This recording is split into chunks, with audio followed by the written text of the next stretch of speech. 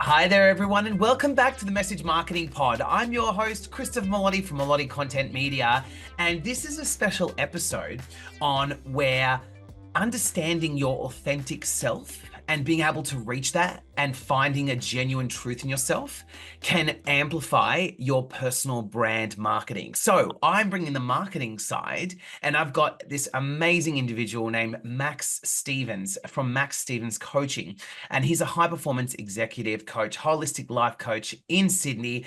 He's amazing. He's going to introduce himself in a second. And so what this whole point of this episode is to discuss how understanding your abilities, your process, your who you are, what you are, and what you do is going to be the fuel that you need to build your personal brand, which is an essential today if you really want to cut through the noise and get to your clients, especially in the professional services space. So I'm going to let Max introduce himself. Welcome, Max. Thank you, Chris. Thank you for having me. Tell us all Um, about yeah, sure. So, Chris, my work is founded on the view that the chokehold of any business is always the owner's psychology.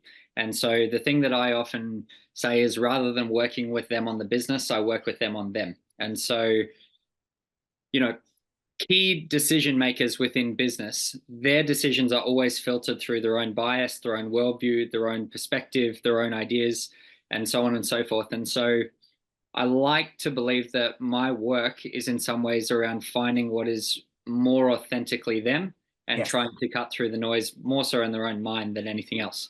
And that's the thing. So what you're doing is internal and what I'm doing is external, but they work hand in hand. And so like I want to set the scene here. So for everyone listening and watching, today personal brands are absolutely essential. We're living in a world that is fast paced with short attention spans. There's a lack of trust, and people look to leaders. And it's not, you don't have to be some, big profile or a celeb or an influencer. Just having a valid opinion and the authenticity and the knowledge and the expertise to back it up makes you a leader, and people love to choose people that they can trust. Like look at real estate agents, right? People choose real estate agents they know and they trust. They choose, politicians that they know and they trust, and they choose often myself for a lot of the expertise I share. But I always say that you cannot do that inauthentically. Like you cannot you can't jump on LinkedIn and get AI to write it, right? Because people want to know you. And if they fall for the spell of something that isn't authentic and then they meet you and you aren't what they expect, there is nothing but disappointment going to end from there. And you're not going to get the conversion. And then all that work is for nothing. And so a lot of people then will say, all right, well, make me sound authentic. And I'll go, well, who are you? And that's where often people can struggle. And I think, Max, I'd love to hear about your process. Let's say for everyone listening and watching who want to set up a personal brand, Right. and they're thinking, this is the typical roadblock I have, right? Is they will say, but there's nothing special about me. Or they'll say, why would anyone care about my opinion? And I love how you work, Max. We've talked a lot, and we talk about how you help bring people out of their shells so that they feel confident. What do you do with people to help people build that so I can build a personal brand? Yeah. So, one of the things that you sort of touched upon, Chris, if I was to sort of reiterate it in my own words, is the idea around how do we create like deeper meaning in our lives?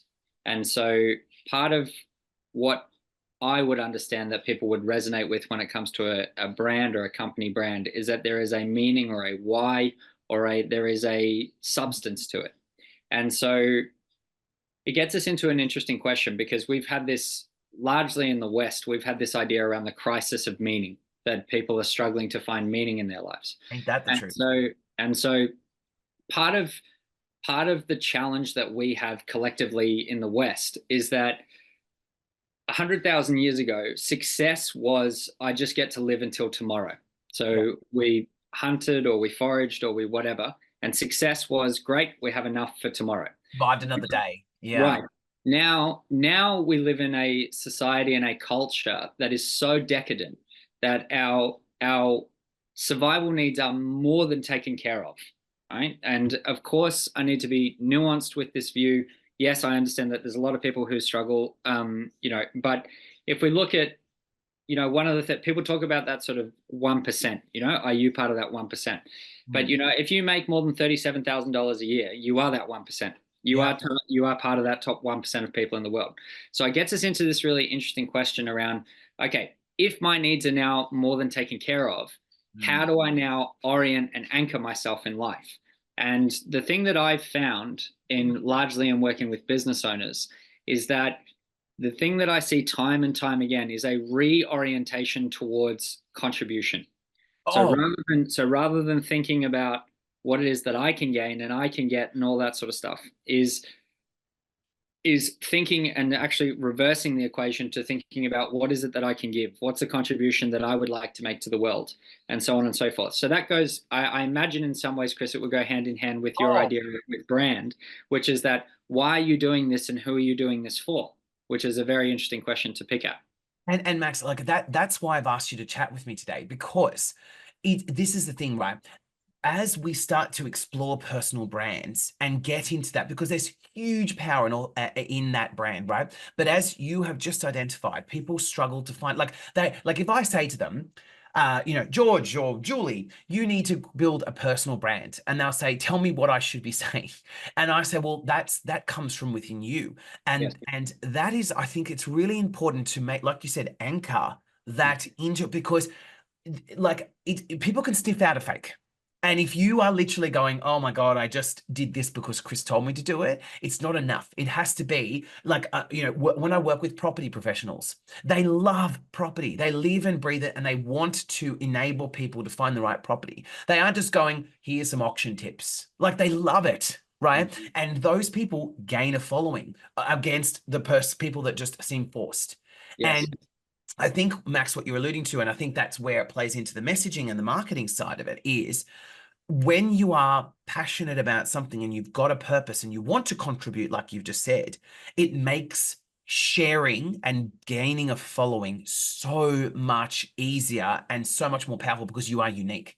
Yes. So I think, you know, if we were to sort of drill this down into more sort of actionable things that, your Yeah. listeners can start to, what would you Best say, way. take out of today's conversation. One of the things that is really interesting to have a think about is this idea between extrinsic and intrinsic motivation. Love So it. intrinsic motivation basically says that I love doing this thing because I love the actual doing of it, Yep. right? Extrinsic motivation is I don't love this thing, but I love what it can give me. And so the idea then, the thing that I often notice in so many, well, I would actually say most business owners, is that they are largely extrinsically motivated. The business sort of take it or leave it, but Mm, status, recognition, financial freedom, travel, providing a good life for my family, all of that sort of my stuff I'm passionate gosh. about. And so in my view, right, you're going to spend, and business owners, it would be more than this, but if you actually look at our working lifetime, it's 90,000 hours that you spend in your life working, right? If you work a 40-hour week. Business owners tend to work a lot more than that. Oh, yeah. And so, and so, and so if you are doing something for 90,000 plus hours that you do not enjoy for the purposes of the very little amount of time left that you do enjoy, right? In my view, is to have the equation backwards. Yeah. It gets us into this interesting sort of conversation and objection that often gets raised. It's like, okay, well, Max, you're sort of advocating for me to become some sort of hippie who has no materialistic pursuits. That's not what I'm saying.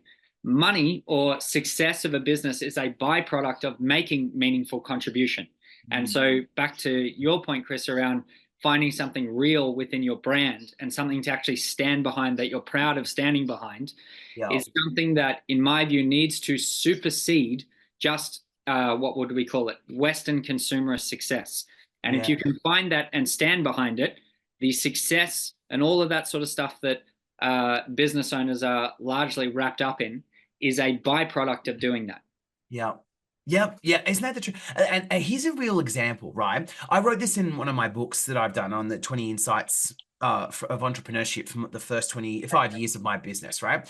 Right. And one of those insights I said, like you've just alluded to, is that real passion and real enthusiasm trumps the forced one. And the example I gave in my book was I was listening to a podcast, and someone found a niche in poker, like poker education, right? Like it's in the card game. And so what they did was that they did it where they said, well, I want to start a business and I want it to be profitable. The niche that I've happened to stumble across is there's poker that needs to be like people need to be educated. So Okay. they spent all this time, they weren't a poker player, but they spent all this time learning and building their knowledge to build that space because they identified the gap, right? Now, what happened was, yes, he got in there and succeeded for a short time. And he made a bit of money, but he lost it very fast because he was quickly overtaken when the people that are the real poker players, the ones that were really passionate about it, they saw him be in that space. They then started correcting some of his misfaults because he wasn't Right. really right. And they jumped in there and they overtook him very quickly and he lost his mantle very, very Right. fast, right? Right. Dropped straight Right. out. Right. And so I think that the reason why I tell that story is because when the real genuine poker players, the people who had a real passion for it, they easily overtook him Yes. because they actually cared. They wanted to share. And I'm not, this is not some hippie or, oh, like it's much easier to come up with an opinion and lead a niche and have a key opinion Yes. when you actually care about a space as opposed to just being in a niche Yes. because there's a bit of money in it. Absolutely. I think, Absolutely. And isn't that that an example?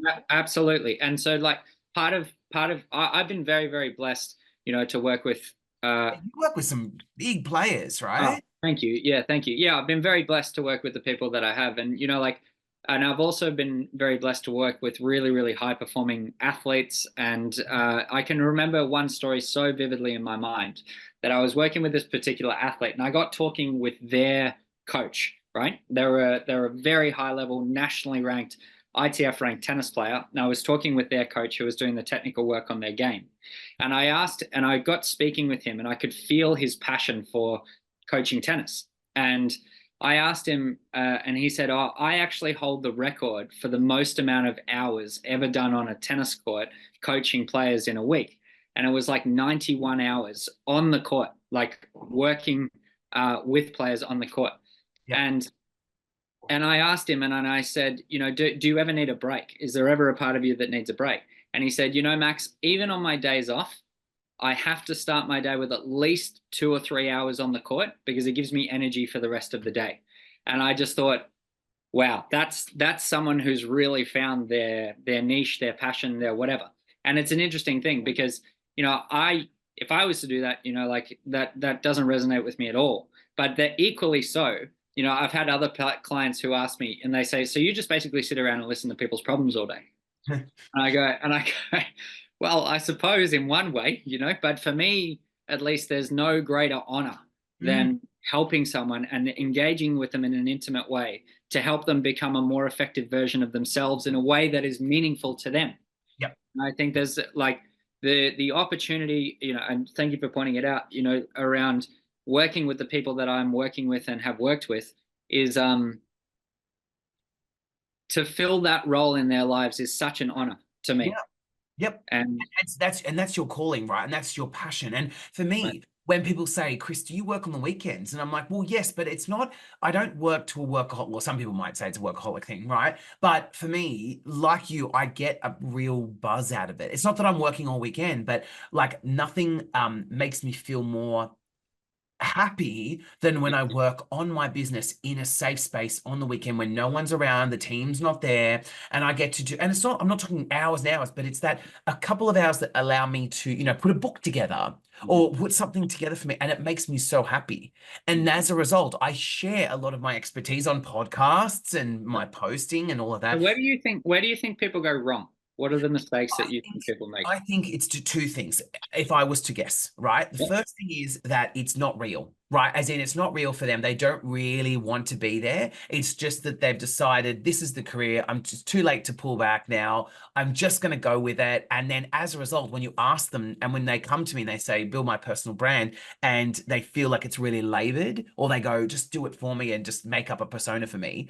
I feel like that's really hard because it's like they're too far along and they just don't care for it, right? And so that's the one I find. The other one I find is that it's so they don't care for it, so they haven't found their true, or maybe it's inauthentic. Maybe it's like they have a view of what they should be because they've seen something on Yes. LinkedIn or TikTok or something like that, and then they go, how hard could that be?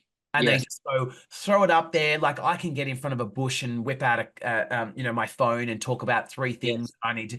And I think there's a difference, right? And you can see it. Those people, we see it all the time. We see it every day, right? Like Yes. I've seen recently I saw someone that was sharing on LinkedIn and it was like, here's the cost of a poor brand or something like that, like being inauthentic with your brand, right? Coincidentally. And I was like, oh, that's interesting. I want to see what his perspective is on it. And I clicked on the link and it was literally just AI drivel, right? And Right. he Right. and it's not like he'd even, I'm not against AI, but it's not like he'd even tried. It was like he'd just gone, Right. Right. write me a blog about authentic branding. Because when I read it, it was just random scrapings together of just literally randomness that didn't have a narrative, didn't have anything to take for it. Like I actually wanted to go like reach out to him and say, God, like, dude, you need to really rethink this because Yeah. it's so bad that it's damaging your personal brand. Like it was so terrible that Yeah. I was Yeah. like, no one, like you could see there was like one like on it, everyone was ignoring it. And then he did it again and again every week. And I just Yeah. thought, this is like like you said, this is cutting corners. It's not authentic. And in a world full of choice and short attention spans, and people are very perceptive and very discerning, it has to be real. So yeah, so one of the things that I tend to think about, Chris, just to sort of add on to what you're Yeah, saying, yeah, is please. I've often found, I don't know about often, inevitably I have found that the thing that whatever someone brings to me for coaching Yep.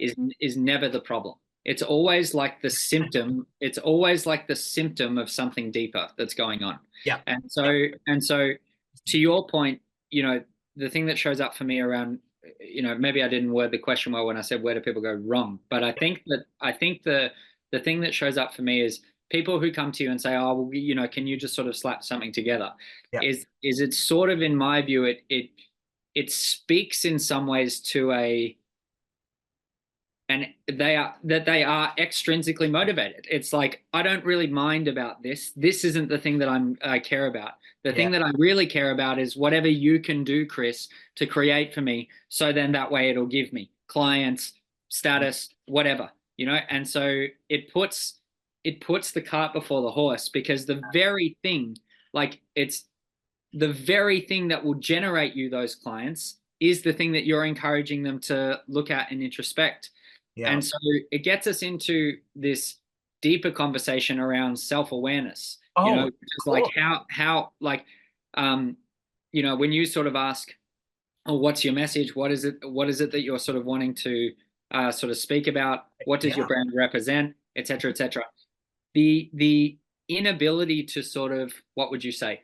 The inability to articulate that clearly Oh, isn't necessarily, I don't necessarily think that it's a bad thing, but I think it speaks to this idea of still trying to figure oneself out, you yeah. know? And And it's not, I you think, don't and, have to. and that's what you're so good at, right? Like, is Well, being and I aware, love it. That's what when I do a lot of the branding exercises, right? usually the person the problem is not that they don't have self-awareness. They just can't bring it to the surface. Like they don't know how to articulate it in a relevant way, which is what I do. And that's Right. why you're here, because you do the other side, which is when they are confused about, like you said at the very start, my purpose, my direction. Why should people listen to me? Why would people even care? I Right. feel like that's a different level. Like I can articulate it if it's already there. But if Yeah. you're disconnected from it, that's when Max jumps in, because it's like I can't make it up for you. See, Yeah. with a business, right? With a business, you are articulating an like an entity that Right. can be its own thing, right? Like a business as itself originates from somewhere, but it grows and evolves, and it's a collective, it's a business, it's an organization, right? Whereas when you're doing your personal brand, it is you. And like I see it all the time. Like I saw a post on LinkedIn where a person had said, here's my key learnings from the first 5 years of business. Right. And they used AI to do it. And they'd only been in business for 1 year. And so this is what I'm seeing is that there was I asked him about it because I knew him, and I said, hold on, haven't you been in business for only 1 year? And he said, oh yeah, but AI wrote it better than I could. Again, I'm not trying to blame AI. AI is the vehicle people are using to Yes. build a narrative that's not theirs. Yeah. But Yes. nevertheless, even if he had made it up himself, the problem that was happening then was people were going, wow, this guy's really smart. He's got great wisdom. And they're taking his information as gospel. Then when they follow him, they realize it's all not real. And I think that shock costs you more than just your Yeah, reputation. and I completely agree with that, Chris. You know, Yeah.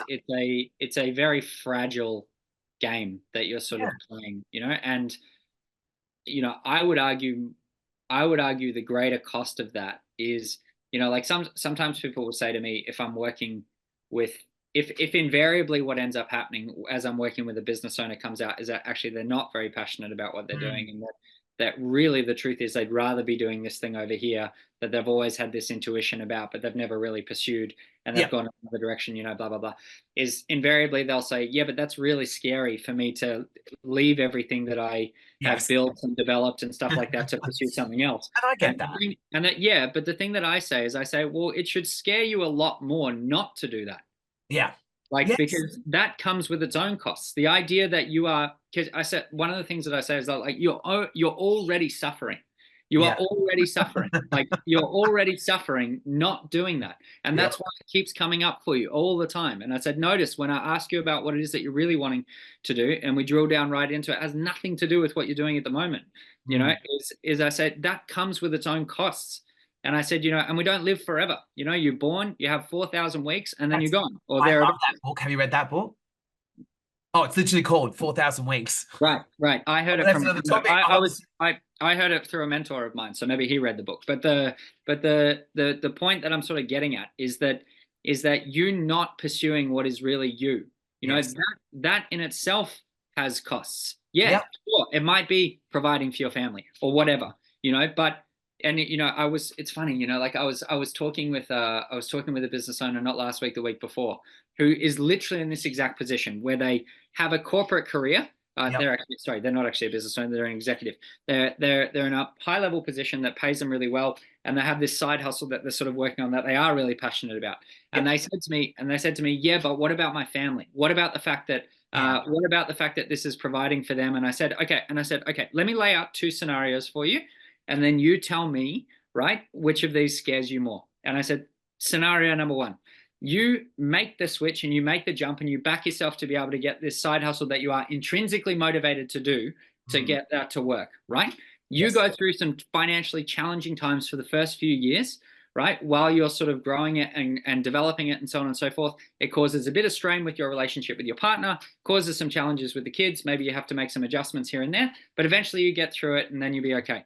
That's scenario number one. Scenario number two is that your kids grow up, and then when they're 16, 17, they turn to you and say, Dad, you know, I'm starting to think about what it is that I really want to do with my life. What do you think? And then you turn to them and you say, I want pursue your passion, do the thing that you love, do the thing that lights you up inside. And they turn back to you and they say, well, you didn't.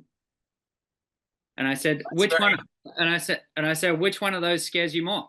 And invariably, what ends up happening, and that's the thing that I'm trying to say, like, not doing it will come with its own consequences as well. Yep. Not being authentic, not being aligned to what you really want, not being intrinsically motivated, and trying to do this slap together, Chris, please help me sort of idea, you know, is in my view to miss the point.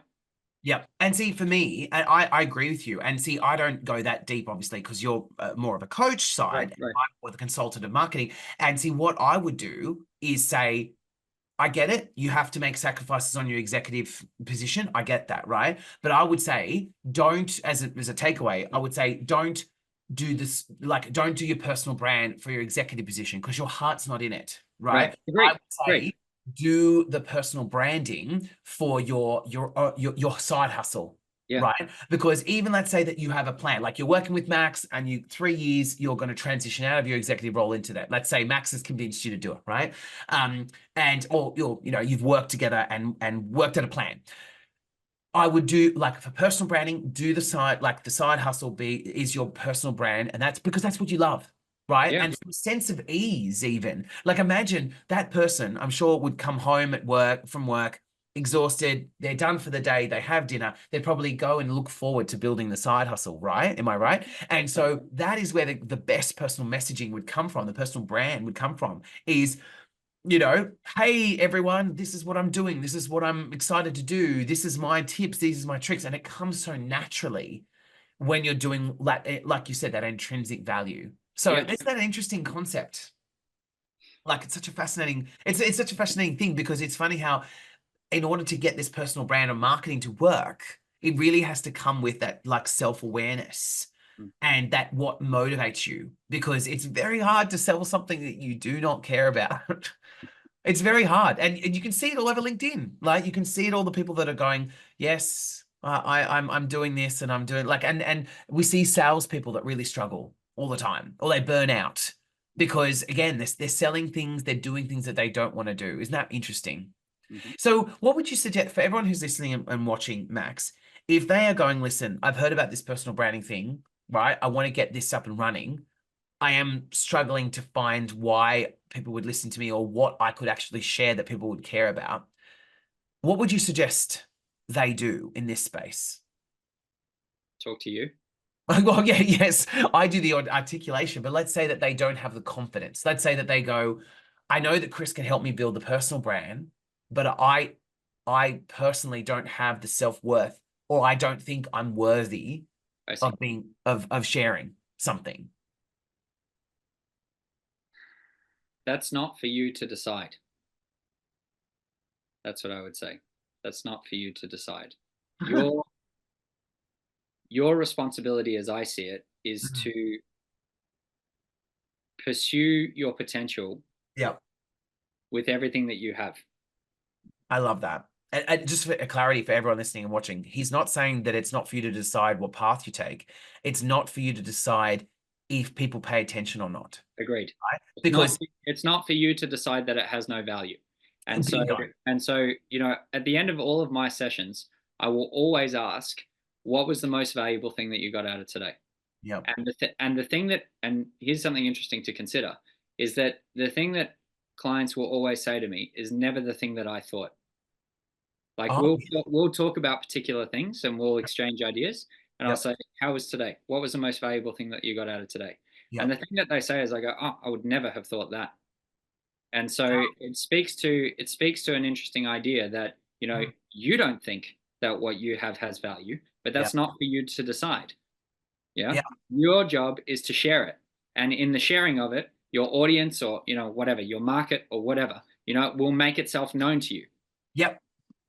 Yep, I agree. And that's the thing is as I said, when I found my passion for sharing, it became much easier. And that's literally what I do with clients. Like I had a recruiter and she was like, look, I'm a single mom and this and that and the other. And, and I was like, we can make recruitment insights work with your lifestyle, your single parent. Like, as long as you're passionate about it and want it, we can set and define it and use Right. it. And I was like, do you want that? And she was like, absolutely. But she was firm in her belief in Mm-hmm. the fact that she had a narrative, and it was nice and refreshing to hear that. So I think that's the key takeaway is self-awareness is critical if you want your personal brand to be strong and authentic, and it's not as hard as you may think. Like it's not as woo-woo or anything like that. It's like having someone like Max, really lay it on the line for you and tell you the things that you must like work on so that you can be authentic in the way that you articulate yourself. I love this.